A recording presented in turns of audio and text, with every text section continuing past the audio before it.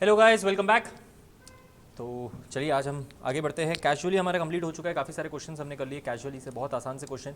5 simple journal entries जो हमेशा पास करनी है अपने को, ठीक है, वो याद रखना है अपने को। ऑलराइट, अब फ्रीक्वेंटली और न्यूमरसली बहुत ज़्यादा क्वेश्चंस पूछे नहीं गए, बहुत ज़्यादा इतना इंपॉर्टेंस दिया नहीं गया है फ्रीक्वेंटली और न्यूमरसली में, ठीक है, बट स्टिल हम इसको डेफिनेटली सीखेंगे और इसके भी रिलेटेड क्वेश्चंस करेंगे ही करेंगे। बट एक बात समझना है, फ्रीक्वेंटली और न्यूमरसली जो होता है वो ऑलमोस्ट सिमिलर रहता है, ठीक है। तो हमें ऐसा ही समझना है कि भाई एक ही बार पढ़ना है, कंसेप्ट एक ही समझना है। थोड़ा सा फ्रीक्वेंटली न्यूमरसली में हम क्या कर देंगे, शिफ्ट कर देंगे, ठीक है।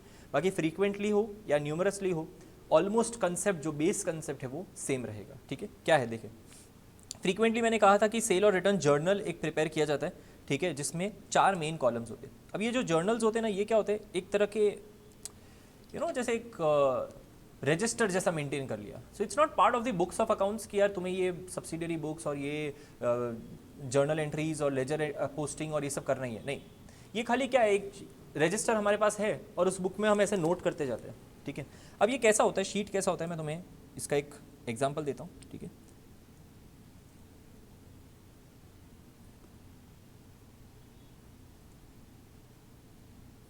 जस्ट एक रफ में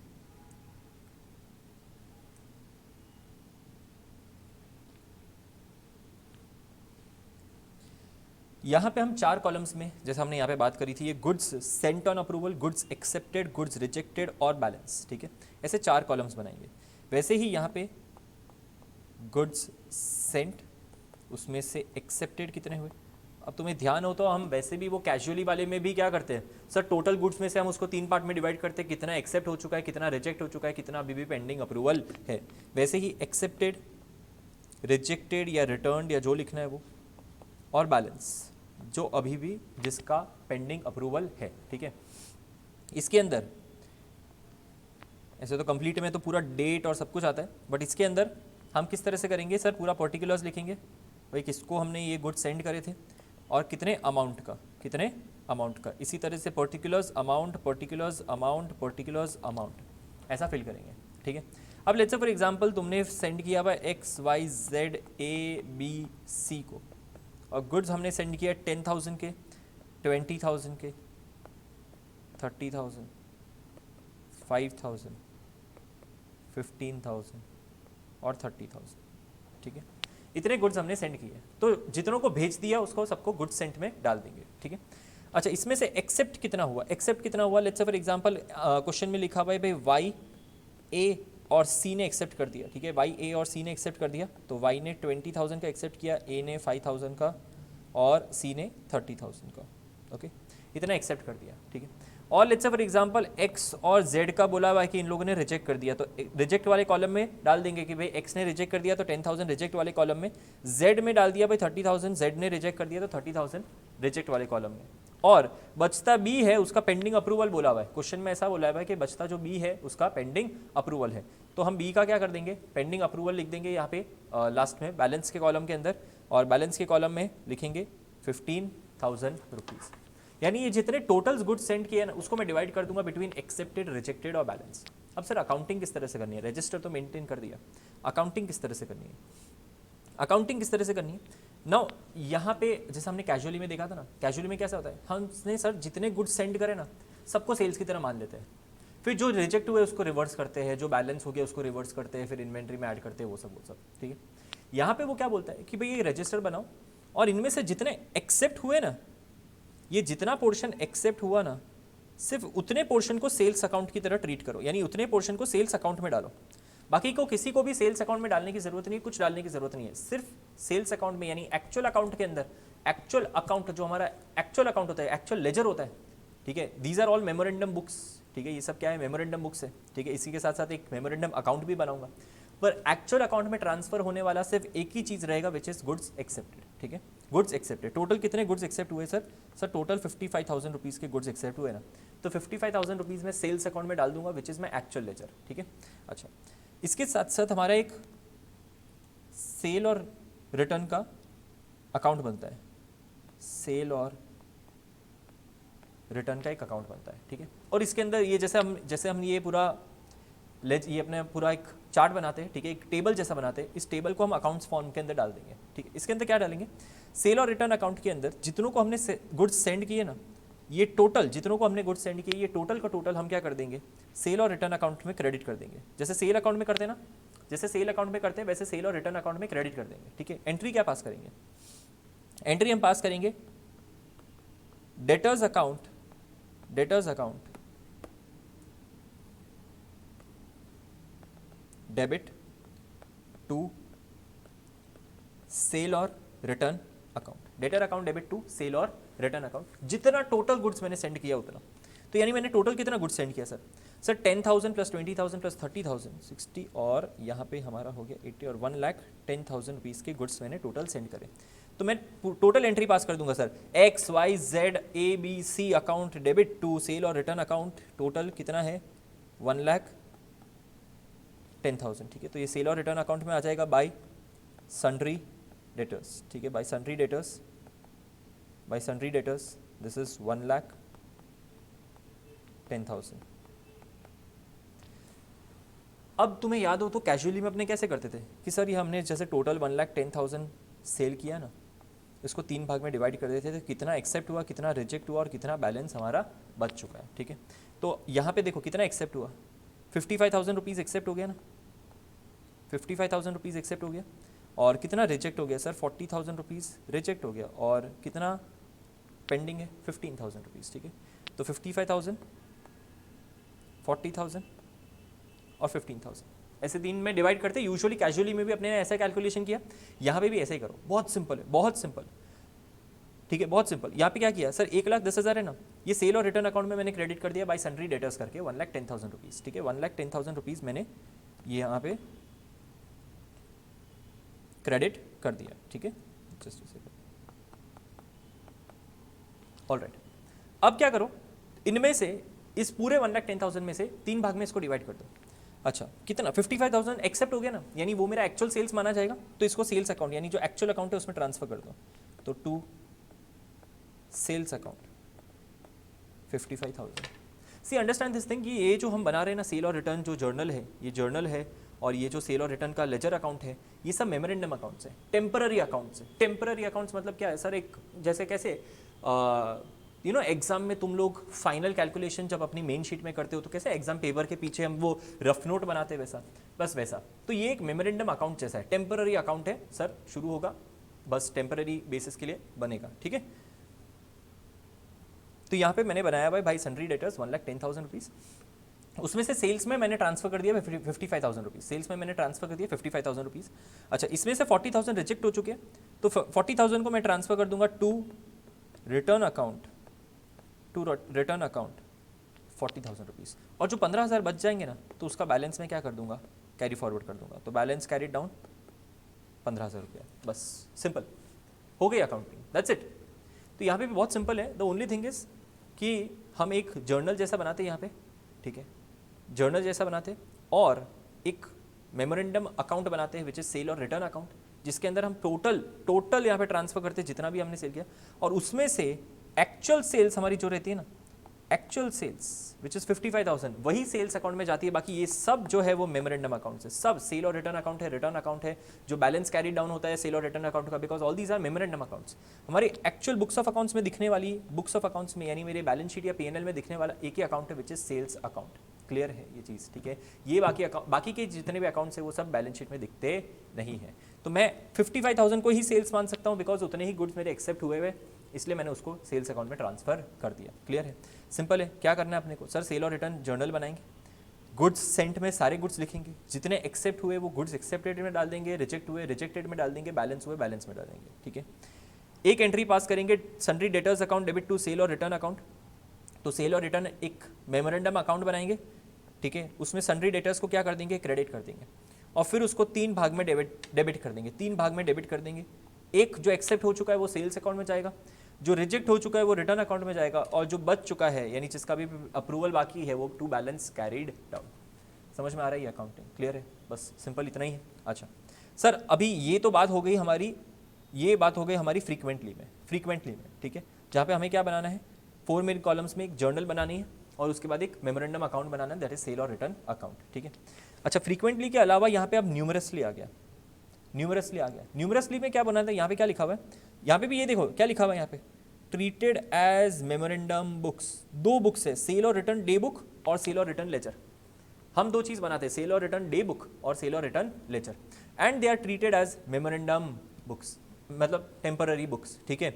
अब यहाँ पे ये जो सेल और रिटर्न डे बुक है ना, दिस इज नथिंग बट, यहाँ पे हमने ये जो सेल और रिटर्न जर्नल बनाया था ना, सेल और रिटर्न जो जर्नल बनाया था, जर्नल की जगह ये क्या हो जाएगा, डे बुक हो जाएगा, ठीक है। ऐसा जिसका फॉर्मेट थोड़ा अलग होता है, बट ठीक है, हमारे इतना फर्क नहीं पड़ता, हम इस तरह से भी बनाएंगे तो कोई फर्क नहीं पड़ेगा। इट्स अ मेमोरेंडम बुक, तुम्हें जिस तरह से बनाना है, जो मर्जी तुम्हारी, वैसे बनाओ तुम, ठीक है। सो सेल और रिटर्न डे बुक है, ये खाली नाम बदल जाएगा, जर्नल की जगह क्या बन जाएगा, डे बुक बन जाएगा। और ये सेल और रिटर्न का जो लेजर बनता है वो तो वैसे ही बनता ही है। यहाँ पे even if it is frequently और न्यूमरसली, ये सेल और रिटर्न का जो लेजर बनता है वो तो वैसे ही बनना है। तो सेल और रिटर्न का लेजर यहाँ पे देखो, ये सेकंड जो है सेल और रिटर्न लेजर, वो हम वैसे भी फ्रीक्वेंटली में भी बनाते हैं। क्लियर है ये चीज़, ठीक है। तो यहाँ पे वेदर इट इज़ फ्रीक्वेंटली और न्यूमरसली, ऑलमोस्ट अकाउंटिंग हमारी जो है वो सेम ही रहती है। सेल और रिटर्न का यहाँ पे डे बुक बनेगा या जर्नल बनेगा या डे बुक बनेगा, ठीक है, और एक लेजर बन जाएगा यहाँ पे। क्लियर है ये चीज़, ठीक है। तो ये इस तरह से होता है हमारा फ्रीक्वेंटली और न्यूमरसली। ऑलराइट, चलिए फ्रीक्वेंटली और न्यूमरसली से रिलेटेड जितने क्वेश्चन है वो देख लेते हैं। क्वेश्चन नंबर 6 एक, A firm sends goods on sale or return basis, customers having the choice of returning the goods within a month, ठीक है। तो यानी टाइम लिमिट कितना देके रखा है, 1 महीना। During May 2016 the following are the details of the goods sent। 2 मई को कस्टमर P को मैंने 15,000 के गुड्स सेंड करे, 8 मई को B को 20,000, Q को 28,000, D को 3,000, E को 1,000 और R को 26,000, ठीक है। और क्या दिया हुआ information, with in the stipulated time, यानी 1 महीने के अंदर अंदर P and Q return the goods, यानी P है और Q है, इन दोनों ने रिटर्न कर दिया यानी रिजेक्ट कर दिया, तो रिटर्न में चला जाएगा, ठीक है। B D E signified that they have accepted the goods, तो B है, D है और E है, इन्होंने बोल दिया भाई हमने एक्सेप्ट कर दिया, तो इतना सेल हो चुका है हमारा, इतना एक्चुअल सेल हो चुका है।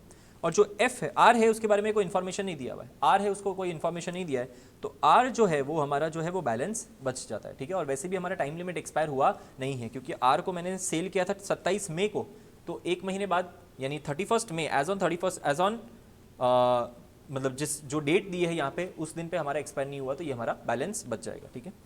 तो यहाँ पे डेट देखो क्या दिए हुए, show in the books of firm the sale और return account and customer P, खाली एक ही खाली देखने के लिए कि यार तुम्हें डेटर का अकाउंट बनाना आता है कि नहीं, देखने के लिए उन्होंने कस्टमर P का भी अकाउंट बोला हुआ है कि कस्टमर P का भी अकाउंट बना के दिखाओ ना, ठीक है।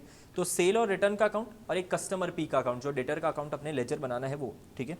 से P फॉर सेल और return account, customer P for sale और रिटर्न अकाउंट ऑन 15 जून 2016, तो 15 जून 2016 को, एज ऑन 15 जून 2016 तुम्हें ये अकाउंट बनाना है, और हमने R को सेल किया 27 में, यानी अभी तक में हमारा वो जो टाइम लिमिट है वो एक्सपायर हुआ नहीं है, तो हम बैलेंस जो है वो दिखा सकते हैं उसको, ठीक है, एक्सेप्ट नहीं करेंगे इसको, राइट। चलो तो देखिए यहाँ पे, ऑलराइट। तो अब इस क्वेश्चन के अंदर हमें ना सेल और रिटर्न जर्नल बनाने को बोला नहीं है, उन्होंने खाली इतना बोला है कि आप सेल और रिटर्न अकाउंट बनाओ और P का अकाउंट बनाओ, करेक्ट। बट स्टिल खाली तुम्हारे अंडरस्टैंडिंग के लिए मैं सेल और रिटर्न जर्नल भी यहाँ पे बनाऊंगा, ठीक है। गुड्स सेंट है, goods accepted, goods return, balance etcetera, okay. तो यहाँ पे देखते क्वेश्चन के अंदर वापस देखिए एक बार,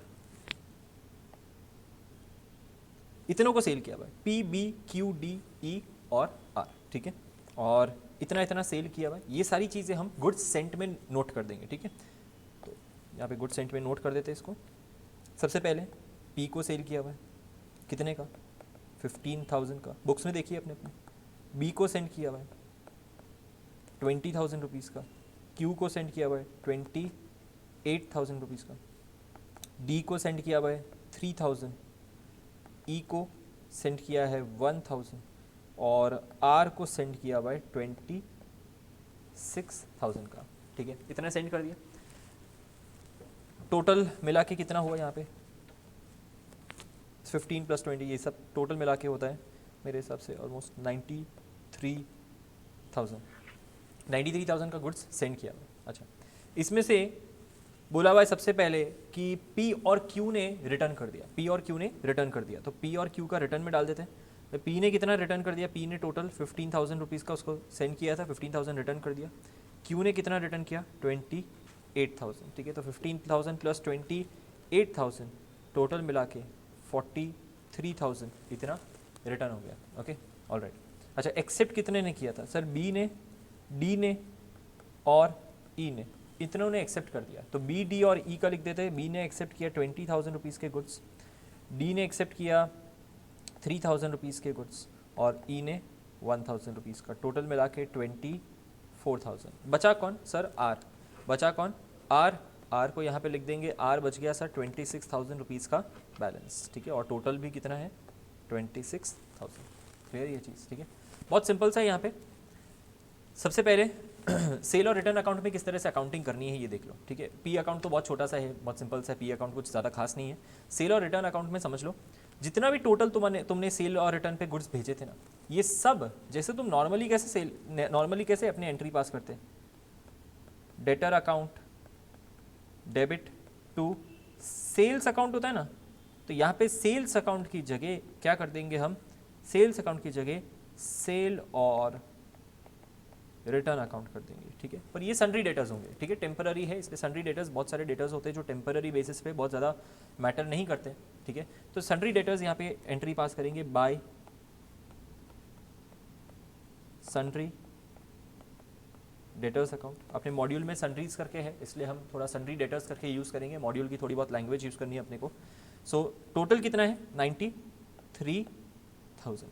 अब इनमें से जितने गुड्स एक्चुअली सेल हो गए ना, जितने गुड्स एक्चुअली सेल हो गए, इतने गुड्स को हम क्या कर देंगे? सेल्स अकाउंट में ट्रांसफर कर देंगे। जितने गुड्स रिजेक्ट हुए उसको रिटर्न अकाउंट में ट्रांसफर कर देंगे और जो बच गया उसको कैरी फॉरवर्ड कर देंगे। बहुत सिंपल सी अकाउंटिंग हुई, ठीक है। तो जितना गुड्स सेल हो गया उसको टू सेल्स अकाउंट, कितना गुड्स सेल हुआ सर? 24,000। जितना रिटर्न हो गया टू रिटर्न अकाउंट, कितना रिटर्न हुआ? 43,000। और जो बच गया वो टू बैलेंस कैरिड डाउन, कितना बच गया है? 26,000 रुपीज़ बच गया। That's it. क्लियर ये चीज़, ठीक है। तो ये यहाँ पे हम एक एंट्री यहाँ पे सेल और रिटर्न अकाउंट कर देंगे। अच्छा, कस्टमर पी का अकाउंट कैसे बनाना है? सब बहुत सिंपल है। पी का अकाउंट सबसे पहली एंट्री मैंने कहाँ पास करी होगी? जब पी को मैंने गुड्स भेजे थे तब मैंने ये एंट्री पास करी ना, debtor account debit to sale और रिटर्न अकाउंट। इन डेटर में से एक डेटर कौन होगा? पी। इन डेटर में से एक डेटर कौन होगा? पी। तो पी का अकाउंट क्या हुआ होगा? डेबिट हुआ होगा। P's account debit to sale और रिटर्न अकाउंट, कितना? 15,000, ठीक है। और जब पी ने हमें, क्योंकि पी कहाँ पे फॉल करता है? बोलो पी कहाँ पे फॉल करता है सर? जिसने गुड्स रिटर्न कर दी ना उसमें फॉल करता है। अच्छा, पी वहाँ पे फॉल करता है तो पी ने हमें क्या किया होगा? गुड्स वापस रिजेक्ट कर दिए होंगे, रिटर्न कर दिए होंगे, तो हमने उसके अकाउंट को क्या कर दिया था? रिवर्स कर देंगे। हम उसके अकाउंट को क्या कर देंगे? रिवर्स कर देंगे। भाई P account debit to sale और रिटर्न था तो हमने सेल और return account debit to P account कर देंगे। एंट्री को पूरी तरह से रिवर्स कर देंगे, इसलिए यहाँ पे वापस एंट्री आएगी बाई सेल और रिटर्न अकाउंट 15,000, ठीक है। जब पी को गुड्स भेजा था तब debtor account debit to sale और return account, done, entry pass कर दी। डेटर मतलब कौन? पी, ठीक है। तो P account debit to sale और रिटर्न। जब पी से गुड्स वापस आ गए तो सेल और return account debit to P account, reverse entry pass कर देंगे। क्लियर ये चीज़, ठीक है। तो यहाँ पे ये पी का अकाउंट, कस्टमर पी का अकाउंट एक छोटा सा अकाउंट है, ज़्यादा कोई मैटर नहीं करता इतना। हमारे लिए मेन कौन सा है? सेल और रिटर्न का। इस तरह से अकाउंटिंग बनाएंगे, इस तरह से हम क्या करेंगे? सेल और रिटर्न की जर्नल क्रिएट करेंगे। डन। चलो, तो यहाँ पे हो गया हमारा question number 6। Question number next देखते हैं। 7 हमारा हो चुका था, 7 क्वेश्चन नंबर 7 हमारा हो चुका था पिछले लेक्चर के अंदर ही। अब एक बाकी रहता है क्लास वर्क के अंदर, which is question number 8। Question number 8 देखें। X supplied goods on a sale और return basis to customer, the particulars of which are as under, ठीक है। 10 दिसंबर 2016 को मैसेज ABC को 10,000 रुपये के गुड्स भेजे थे और no information is received till 31 December 2016। भाई 10 दिसंबर को भेजे थे, 31 दिसंबर तक कोई इन्फॉर्मेशन आई नहीं है 10,000 के गुड्स से। सर टाइम लिमिट कितना है? उसके लिए पहले एक बार है ना क्वेश्चन के नीचे एक बार देख लो, क्वेश्चन के नीचे एक बार पढ़ लो कि कितना टाइम लिमिट है, तो पता चल जाएगा पहले से। टाइम लिमिट कितना है? Goods are to be return within 15 days from the dispatch. 15 दिनों के अंदर अंदर गुड्स को रिटर्न करना पड़ेगा। Failing which it will be treated as a sales. मतलब अगर तुमने रिटर्न नहीं किया या तुमने रिजेक्ट नहीं किया ना, तो फिर तुम्हें क्या, ये मैं एक्सेप्ट कर लूंगा, it is as a sales, ठीक है, सेल्स की तरह मान लूंगा। The books of X are closed on 31 December 2016, ठीक है। अब यहाँ पे देखो, ABC को मैंने 10 दिसंबर को गुड्स भेजे थे, 31 दिसंबर तक उसने मेरे को कोई इन्फॉर्मेशन नहीं दी, यानी 10,000 के गुड्स को मैं क्या कर दूंगा? डीम्ड सेल्स मान लूंगा, क्योंकि कोई इन्फॉर्मेशन नहीं आई है। तो 20 दिन हो चुके, 15 दिन का ही टाइम दिया हुआ है, 15 दिन का ही टाइम दिया हुआ है। अब 10 दिसंबर से 31 दिसंबर तो 21 डेज हो चुके, तो 15 दिन क्रॉस हो चुका है, यानी मैं इसको डीम्ड सेल्स मान लूंगा। ठीक है, 12 दिसंबर को मैसेज DEF को मैंने 15,000 के गुड्स भेजे थे, जो उसने 16 दिसंबर को वापस दे दिए। ठीक है, ये रिटर्न आ गया, इतने गुड्स भेजे थे उतना रिटर्न आ चुका है।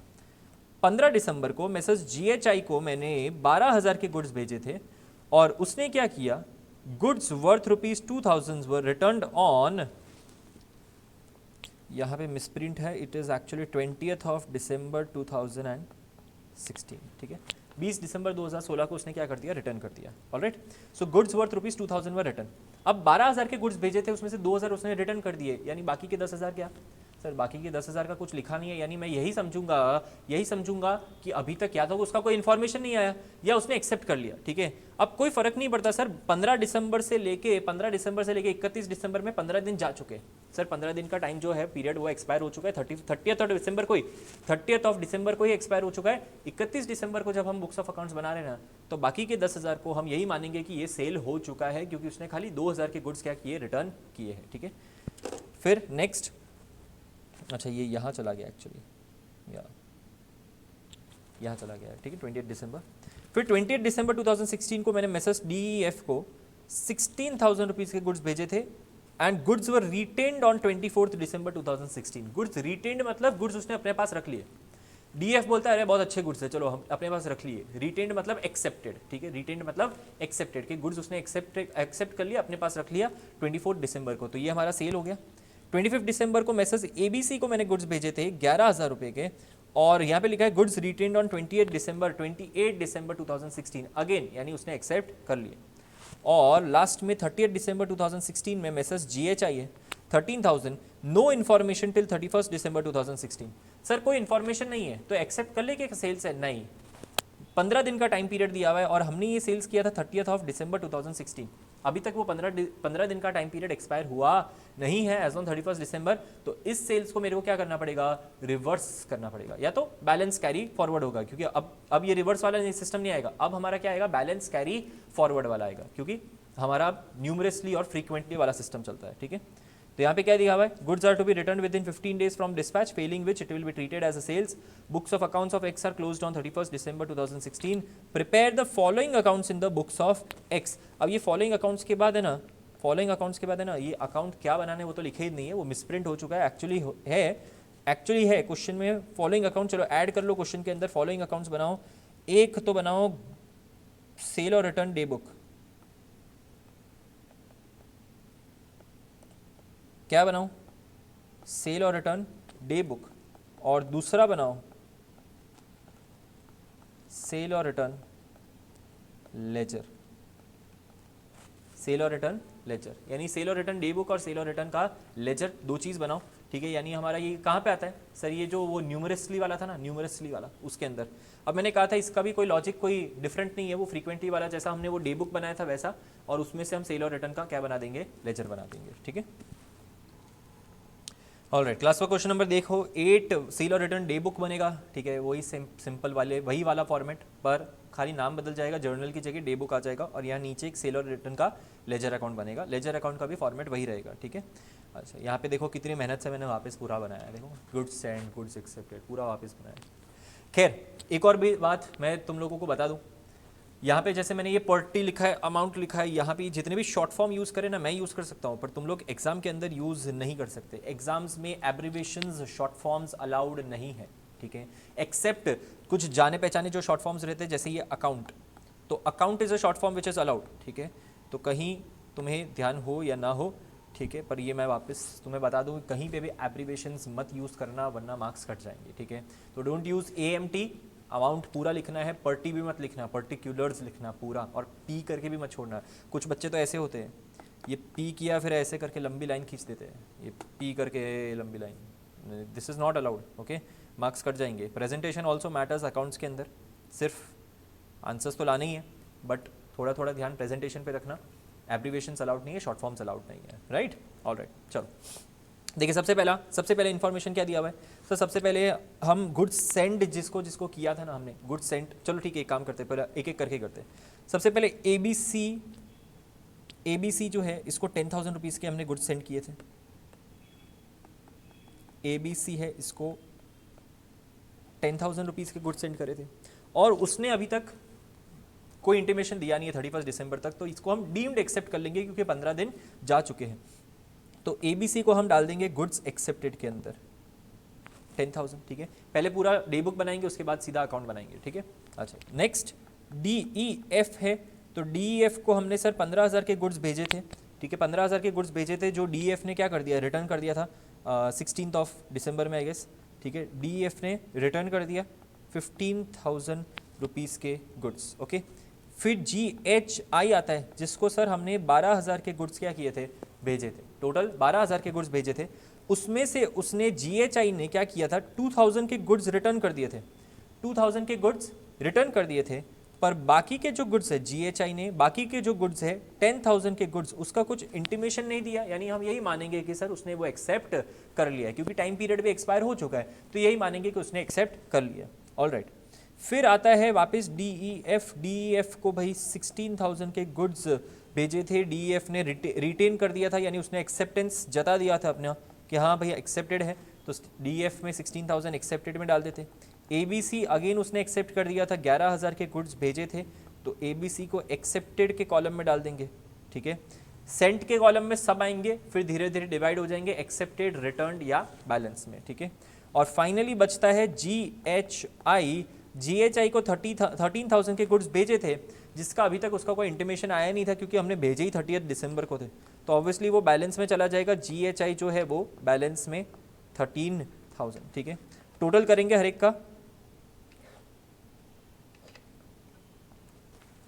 इसका टोटल है 77,000, इसका टोटल है एक्सेप्टेड, गुड्स एक्सेप्टेड का टोटल है 47,000,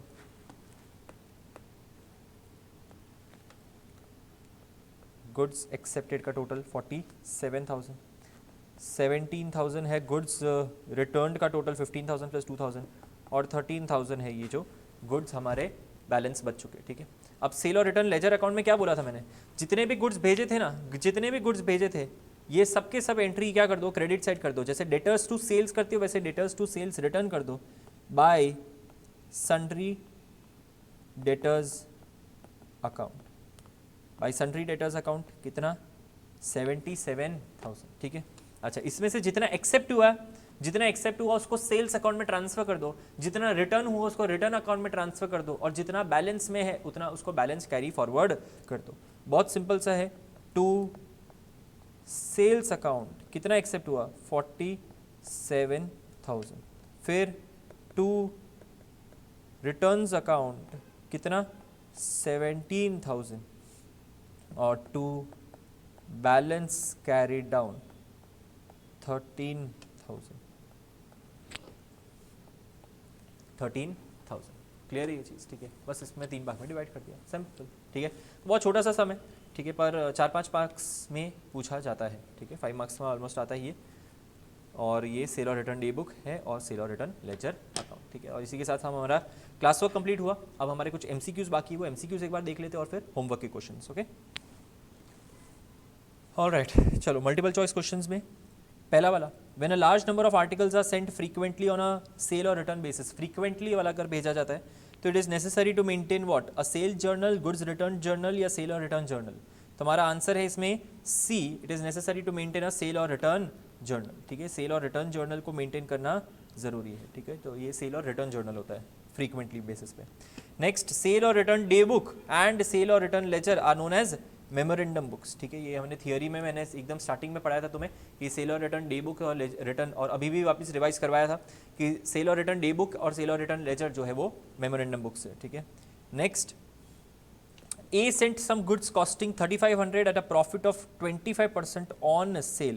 कॉस्ट 3,500 है, पर प्रॉफिट क्या बोला हुआ है, profit is 25% on sales. Cost दे के रखा हुआ है, फिर बोलते हैं कि प्रॉफिट 25% सेल्स पे है। To be on a sale और return basis, B returned goods costing ₹8,000। उसने बी ने जो गुड्स रिटर्न किए उसका कॉस्ट 800 रुपीज़ है, सॉरी उसका गुड्स क्या है, उसका जो कॉस्ट है वो 800 रुपीज़ है। At the end of the accounting period, that is on 31st December 2016, the remaining goods were neither returned nor were approved by him. The inventories on approval will be shown in the balance sheet at. Sir ये इतना बड़ा question, क्या कहना क्या चाहता है? देखो बहुत सिंपल है, वो ऐसा कह रहा है कि मैंने कुछ गुड्स 3500 जिसकी कॉस्ट कितनी है 3500 प्लस प्रॉफिट यानी सेल्स प्राइस पे बेचा, ठीक है। इनमें से 800 रुपये की कॉस्ट के गुड्स जो है ना, कॉस्ट 800 रुपये के गुड्स जो है वो वापस आ गए, और जो रिमेनिंग गुड्स है ना वो बैलेंस में बच गए। अब इसकी कॉस्ट कितनी है वो ये पूछ रहे हैं। कहाँ सर ऐसा कहाँ लिखा है कि इसकी कॉस्ट कितनी है? वो क्या बोला यहाँ पे, देखो पूछा क्या है, देखो आखिरी लाइन देखो, inventories on approval will be shown in the balance sheet. जो इन्वेंट्री जो है जो कस्टमर के पास पड़ी है वो बैलेंस शीट में कौन से प्राइस पे दिखाओगे? कॉस्ट पे दिखाओगे। अच्छा, कितने गुड्स, कितने कॉस्ट के गुड्स भेजे थे 3500 के, कितने रिटर्न आ चुके 800 के, कितने बच गए 3500 माइनस 800, 2700 रुपये के गुड्स मैं बोल सकता हूँ जो अभी भी कस्टमर के पास पड़े हैं, जिसका अभी तक कोई इंटीमेशन आया नहीं है, ना तो एक्सेप्टेंस आया ना कोई रिजेक्शन आया, कुछ नहीं आया। तो कुछ और करने की ज़रूरत नहीं है सर, प्लस 25% माइनस ये करो वो करो, इतना बड़ा कैलकुलेशन, ये बाकी जितनी भी इन्फॉर्मेशन है सिर्फ गुमराह करने के लिए दिया हुआ है। बहुत सिंपल है यहाँ पे सर, 3500 रुपीज़ के गुड्स भेजे थे जिसमें से 800 रुपये के गुड्स जो है वो वापस आ गए, बचे कॉस्ट, बचा गुड्स जो है वो कॉस्ट उसकी कितनी है 2700 रुपया, बस वो 2700 रुपया हमारा क्या हो जाएगा, इन्वेंट्री हो जाएगा जो कस्टमर के पास पड़ा है। आंसर है बी, ठीक है, 2700 rupees, answer is B. All right, fourth one, a merchant sends out his goods casually to his dealers on an approval basis. All such transactions are however recorded as actual sales and are passed through the sales book on, यानी वो casually basis पे आता है ना, ठीक है, तो sales book से ट्रांसफर कर रहा है। On 31st December 2016, it was found that 100 articles at a sale price of 200 each sent on an approval basis were recorded as actual sales at that price. The sales price were made at a cost plus 25%. Sales price कितना है? Cost plus 25%। और ये बोला गया है भाई amount of inventory on approval will be amounting. बहुत सिंपल है सर, 100 भेजे थे आपने, 100 भेजे थे जिसकी सेल प्राइस कितनी है 200, सेल प्राइस 200 है, सेल प्राइस कितनी है 200 है। अच्छा, कॉस्ट कितना होगा सर? तो 200 सेल प्राइस में से परसेंटेज निकालो, कॉस्ट पे 25% है, प्रॉफिट कितना है? प्रॉफिट कितना है? Sale price were made at cost plus 25%, cost पे 25% है तो सेल्स पे कितना होगा? एक स्टेप पीछे यानी 20%। तो 200 में से 20% को यानी 200 की सेल प्राइस में से 20% माइनस करोगे प्रॉफिट मार्जिन, तो तुम्हारे पास कॉस्ट आ जाएगा, कॉस्ट होगा विच इज़ 160 रुपीज़, 160 रुपीज़, ठीक है, 160 रुपीज़ का कॉस्ट आएगा। और हमारा कितने आर्टिकल मतलब नंबर यूनिट्स कितने थे 100, which is total of 16,000 rupees. तो हमारा आंसर होगा ए, ठीक है, आंसर है हमारा ए, 16,000 रुपीज़। क्लियर है ये चीज़, ठीक है। Next, Umesh sends goods on approval basis as follows. Anna को 3500 रुपीज़ के गुड्स भेजे थे जिसमें से 3000 एक्सेप्ट किए, 500 रिटर्न कर दिए।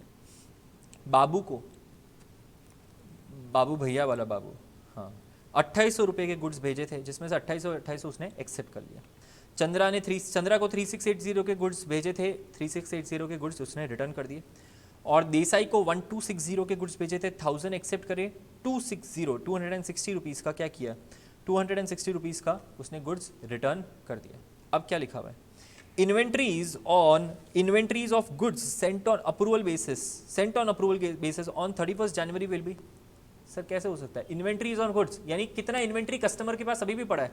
सर इनफैक्ट कोई इन्वेंट्री पड़ा ही नहीं कस्टमर के पास, क्योंकि कस्टमर ने या तो टोटल जितने भी गुड्स है ना, हर एक का ये टोटल जितने भी गुड्स है या तो एक्सेप्ट हो चुका है या रिटर्न हो चुका है, या तो एक्सेप्ट हो चुका है या रिटर्न हो चुका है। 3500 है तो 3000 और 500 कहीं ना कहीं एक्सेप्ट हो चुका है। कहीं ऐसा लिखा हो ना, जैसे मान लो कि भाई यहाँ पे ईलाई को बेचा, क्योंकि ABCDE मेंटेन करना पड़ेगा ना, तो ईलाई को बेचा मैंने 5000 के गुड्स, ठीक है, और उसमें से एक्सेप्टेड में खाली 3000 लिखा हुआ है, बाकी कुछ इन्फॉर्मेशन नहीं दी है, तो मैं बोल सकता हूँ कि हाँ उसके पास अभी भी 2000 के गुड्स पड़े हैं जो उसने अभी तक एक्सेप्ट किए नहीं है या रिटर्न नहीं किए, तो 2000 का बैलेंस बचेगा। पर यहाँ पे तो सारे गुड्स जितने भी भेजे ना, हर एक को या तो एक्सेप्ट में डाल दिया या रिटर्न में डाल दिया, तो यहाँ पे कोई भी गुड्स जो है वो इन्वेंट्री, कोई भी इन्वेंट्री जो है वो कस्टमर के पास पड़ी नहीं है, ठीक है। Next, a company sends its cars to dealers on sale or return basis. All such transactions are however treated like actual sales and are passed through the sales book. Just before the end of financial year, 2 cars which had cost 55,000 each have been sent on sale or return and have been debited to customers at 75,000 each. Cost of goods lying with the customers will be, तो ये बहुत ही आसान वाला है sir. 55,000 के cost कितना है sir? 55,000 rupees. Cost कितना है? 55,000 रुपीज़। अब दो ऐसी कार है जो कस्टमर को मैंने 75,000 में बेची थी, यानी सेल प्राइस 75,000 है पर उसकी कॉस्ट कितनी है? 55,000। अब 2 कार है, लिखा हुआ यहाँ पे देखो, 2 cars which had cost 55,000 each, ठीक है, जिसको मैंने बेचा था 75,000 में, but they are lying with the customer. तो अब उसका कॉस्ट कितना होगा sir? Inventory cost of goods lying with the customer will be 55,000 multiply by 2 which is 1,10,000। बहुत आसान वाला है। A trader has credited certain items of sales on approval aggregating 60,000 to sales account, ठीक है। सेल्स ऑन अप्रूवल बेसिस पे 60,000 rupees का उसने कर दिया। Of these goods of value 16,000 has been return and taken into inventory at cost 8,000 through the records of return, though the records of the return was omitted in the accounts. In respect of another parcel of 12,000, cost being 6,000 rupees, the period of approval did not expire on the closing date.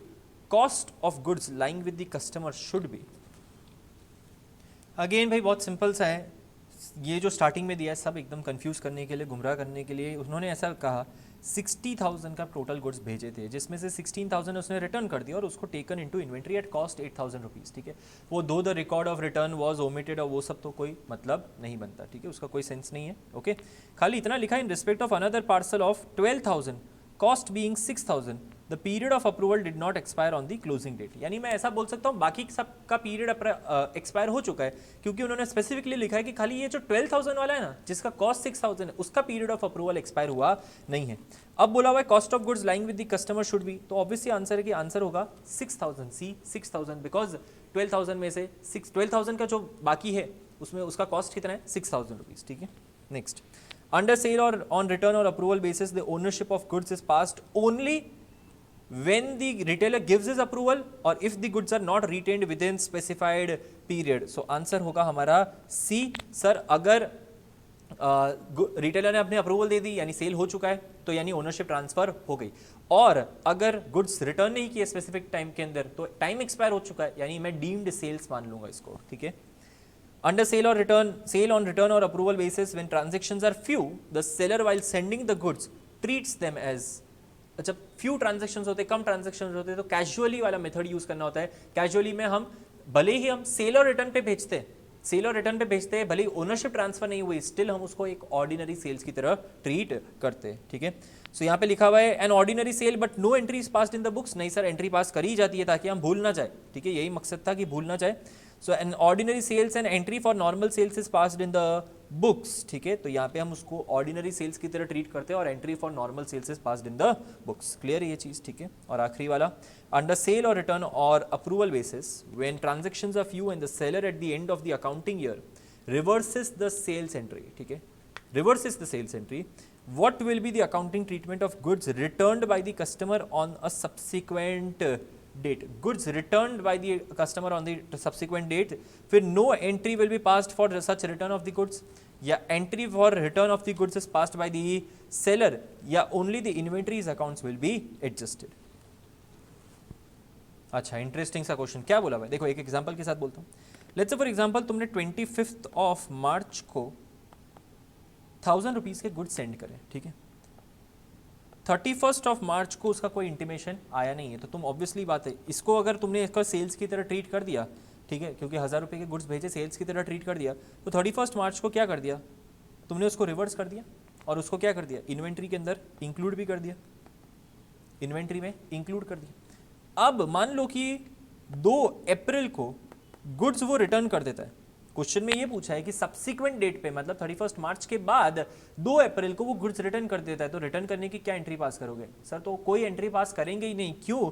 हम already cell हमने जो entry pass करी थी ना उसकी reverse entry pass कर चुके हैं, तो उसके इफेक्ट नलीफाई हो चुका है। अब वो जो गुड्स अगर वो रिटर्न कर भी देता है ना तो वापस रिवर्स एंट्री पास नहीं करेंगे, हम ऑलरेडी 31 मार्च को रिवर्स एंट्री पास कर चुके। समझ में आ रहा है? तो लॉजिक बेस्ड ये क्वेश्चन है कि ऑलरेडी सेल्स की एंट्री पास कर चुके हो, फिर 31 मार्च को तुम रिवर्स एंट्री भी पास कर चुके हो।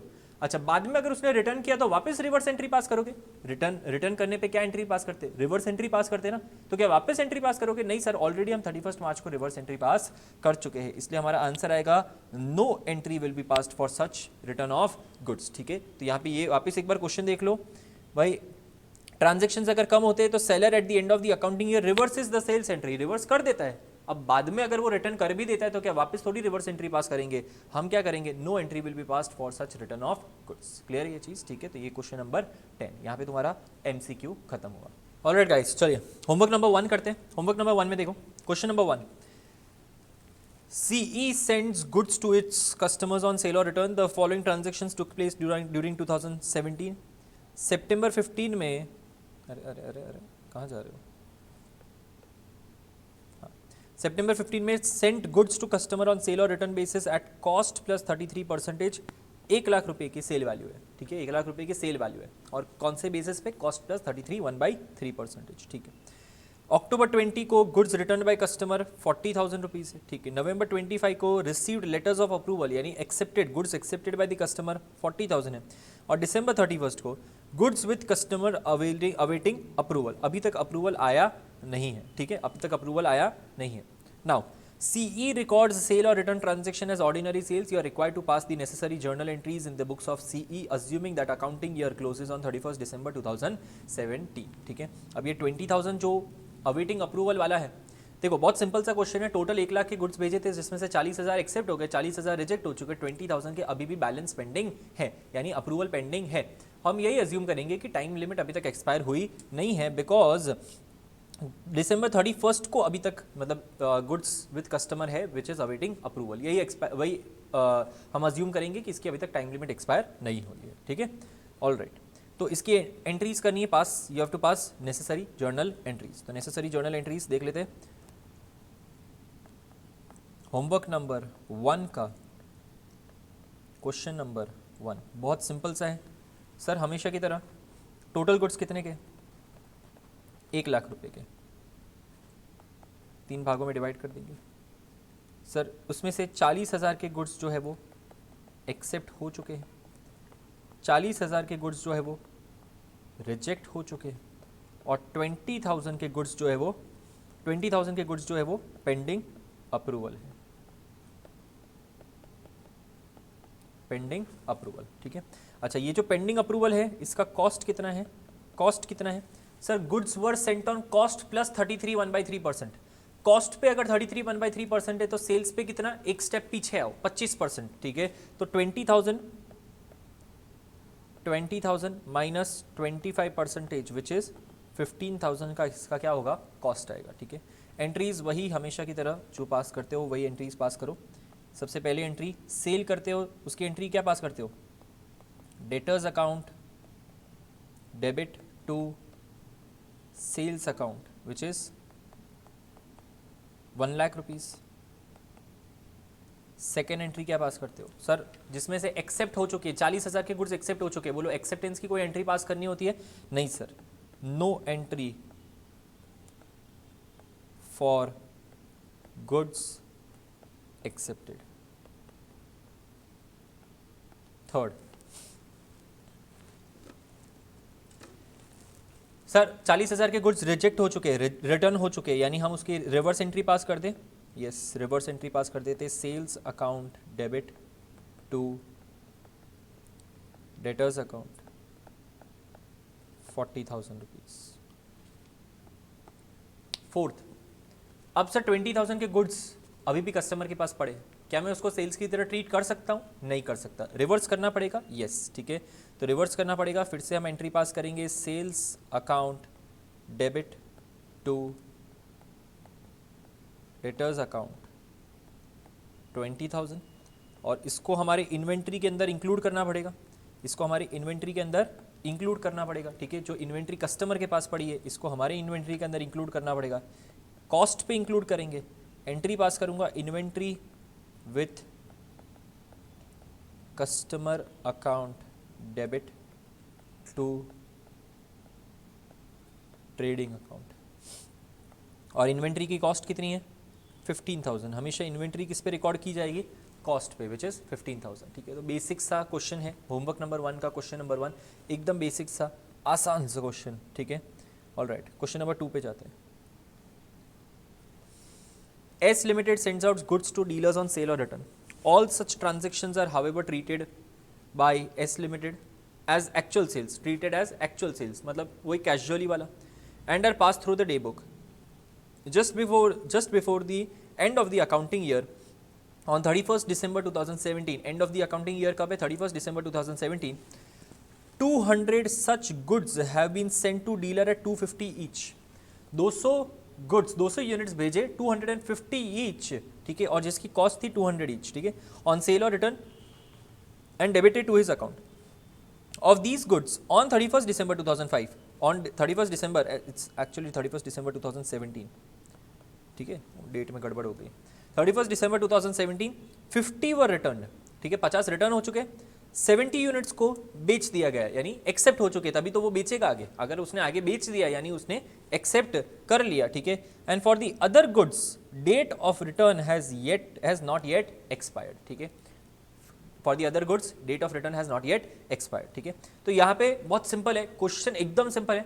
द ओनली डिफरेंस इज कि यार अमाउंट की जगह उन्होंने क्या दिया हुआ है, क्वांटिटी दिया हुआ है, तो कोई बात नहीं सर, क्वांटिटी को अगर हम सेलिंग प्राइस के साथ मल्टीप्लाई करेंगे तो हमारे पास क्या आ जाएगा, अमाउंट आ जाएगा। हार्ड बनाने के तरीके देखो इनको, क्वेश्चन कितने आसान सा क्वेश्चन है। देखो होमवर्क का हमारा क्वेश्चन नंबर 2, होमवर्क का क्वेश्चन नंबर 2 देखें। ऑलराइट, देखो भेजे कितने गुड्स उन्होंने सर, टोटल 200 यूनिट्स भेजे, और जिसकी प्राइस कितनी है 250, ठीक है। तो 200 यूनिट्स इंटू 250 यानी 50,000 रुपीज़ के गुड्स क्या किए गए, भेजे गए, सेंट। सर उसमें से एक्सेप्ट कितने हुए, रिजेक्ट कितने हुए, और पेंडिंग अप्रूवल कितने हैं अभी तक सर, जिसका अप्रूवल बाकी है, कितने पेंडिंग अप्रूवल सर। तो एक्सेप्ट हुए 70 यूनिट्स, 70 यूनिट्स जिसका प्राइस कितना है 70 इंटू 250, एक्सेप्ट हुए 17,500, रिजेक्ट हुए 50 यूनिट, तो 50 इंटू 250 12,500, और पेंडिंग अप्रूवल कितने हैं सर, बाकी के बचे 80 यूनिट्स, 200 में से 70 एक्सेप्ट हो गए, 50 रिजेक्ट हो चुके, बचे कितने 80 units, 80 units into 250 which is 80 into 250 which is 20,000। अच्छा, इसकी कॉस्ट कितनी होगी सर, इन 80 यूनिट्स की कॉस्ट, हर एक पर यूनिट कॉस्ट 200 रुपीज़ है, तो cost will be 80 into 200, cost कितनी होगी 16,000। और क्या बोला है सर, अब जर्नल एंट्री पास कर दो, बहुत सिंपल है, अमाउंट आ चुकी है अब तुम्हारे पास। हमारे एक ही एक्स्ट्रा स्टेप बनता है, यानी quantity into selling price multiply करना है, तो हमारे पास अमाउंट आ जाएगी, बाकी तो एकदम सेम ही है। तो क्वेश्चन नंबर 2, सबसे पहली एंट्री जब सेल्स करोगे तब उसकी एंट्री पास करोगे, डेटर्स अकाउंट डेबिट टू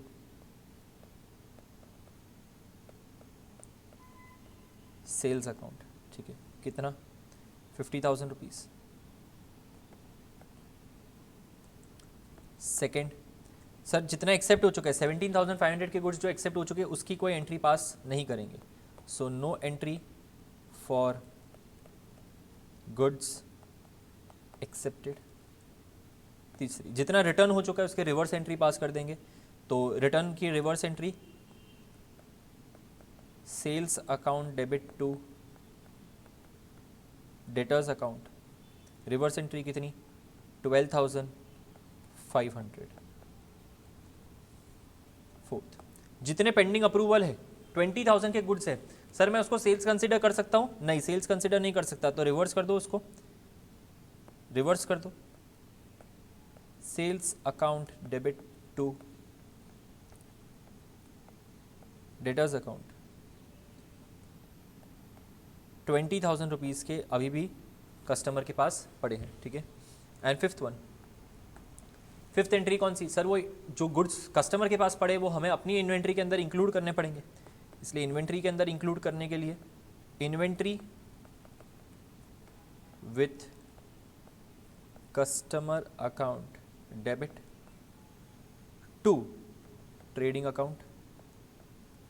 किस पे सर? कॉस्ट पे। इन्वेंट्री हमेशा कॉस्ट पे इंक्लूड होगी विच इज 16,000 रुपीज़। क्लियर है? डन? ये डन। तो वही सेम सिंपल 5 एंट्रीज है और वही सेम अमाउंट है। ठीक है, चलिए आगे बढ़ते हैं क्वेश्चन नंबर 3 पे। Question number 3, Cali company sends out its gas containers to dealers on a sale or return.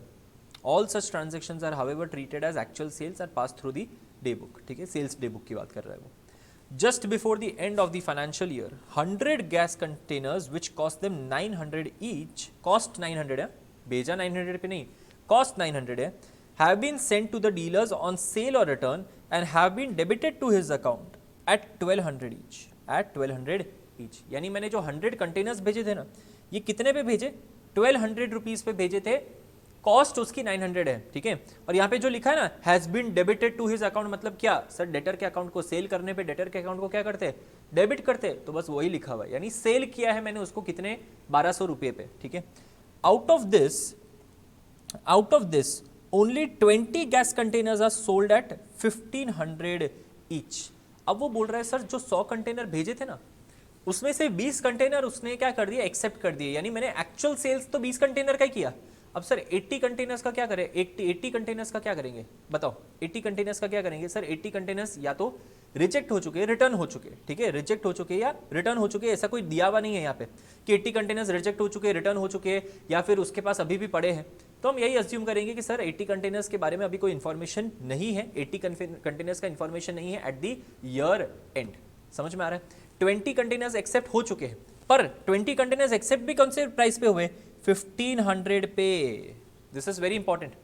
20 containers 1500 पे एक्सेप्ट हो चुके हैं। मैंने भेजे थे 1200 रुपये पे, पर जब उसने एक्सेप्ट करे ना, तब मैंने उसको बोला भाई अब प्राइस इसकी 1500 रुपये है। उसने बोला ठीक है 300 रुपया और मैं दे दूंगा। ठीक है, पर बाकी के बारे में कोई भी इंटीमेशन या कोई भी आया नहीं है, तो एट द ईयर एंड हम उसको पेंडिंग अप्रूवल वाले सिस्टम में ही रखेंगे। ठीक है,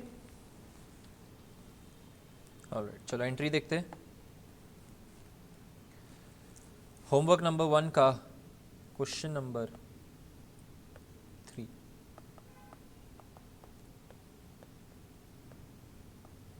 क्वेश्चन 3 एक बार एनालिसिस देख लो, एनालिसिस देख लो, सिंपल एनालिसिस है सर। टोटल 100 कंटेनर्स भेजे थे एट 1200 ईच।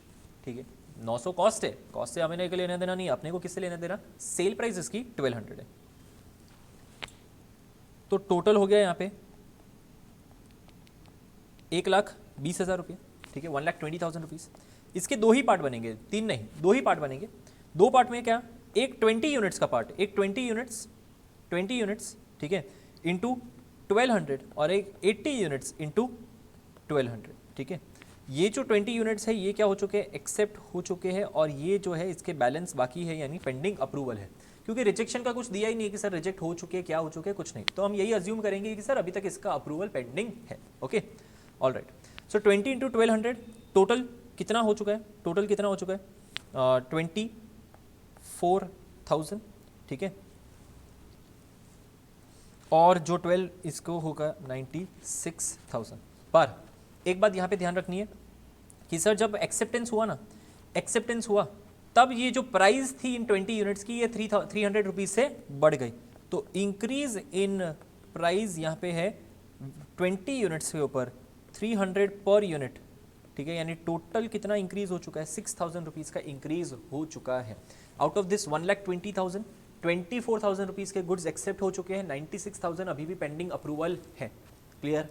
इस 24,000 के गुड्स जो एक्सेप्ट हो चुके हैं ना, उसमें 6,000 रुपीज़ की प्राइस बढ़ चुकी है जब तक वो एक्सेप्टेंस आया तब तक। ठीक है, तो हमें पता ही है सर इंक्रीज इन प्राइस के वक्त क्या करते हैं। Okay, all right, entry pass करते। सबसे पहली नॉर्मल सेल्स की entry, debtors account debit to sales account, debtors account debit to sales account. कितना है टोटल? 1,00,000 20,000। All right, next. इसमें से सर एक्सेप्ट, सर ऐसे नॉर्मली तो हम एक्सेप्ट करने की कोई एंट्री पास करते नहीं है, एक्सेप्टेंस के टाइम पे कोई एंट्री पास करते नहीं है, बट यहाँ पे क्योंकि प्राइस में इंक्रीज है तो एक्सेप्टेंस के टाइम पे हम ये जो इंक्रीज इन प्राइस है इसको और एडिशनल सेल्स की तरह मान के इसकी भी एंट्री पास करेंगे, 6,000 की एंट्री पास करेंगे। एंट्री वापस debtors account debit to sales account 6,000 rupees, done.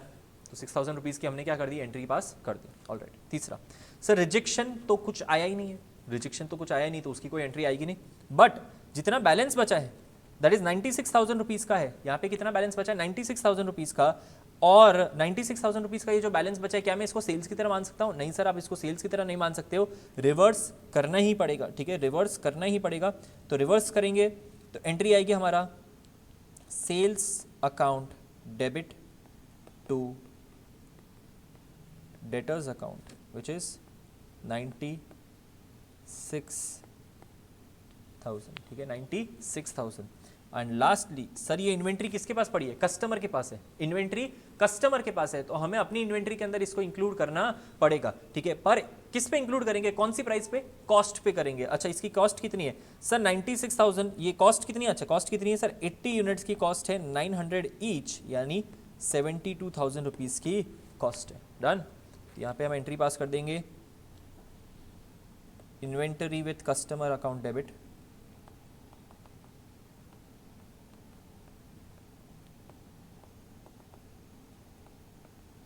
To trading account 72,000 rupees, ठीक है, 72,000 रुपीज़ का ट्रेडिंग अकाउंट, डन। ऑलराइट, तो यहाँ पे ये हमारा एंट्रीज हो गई, that is homework number 1, question number 3। Alright, question number 4, E Limited sends out its accounting machines costing 200 each to their customers on sale or return. All such transactions are, however, treated like actual sales and are passed through the day book.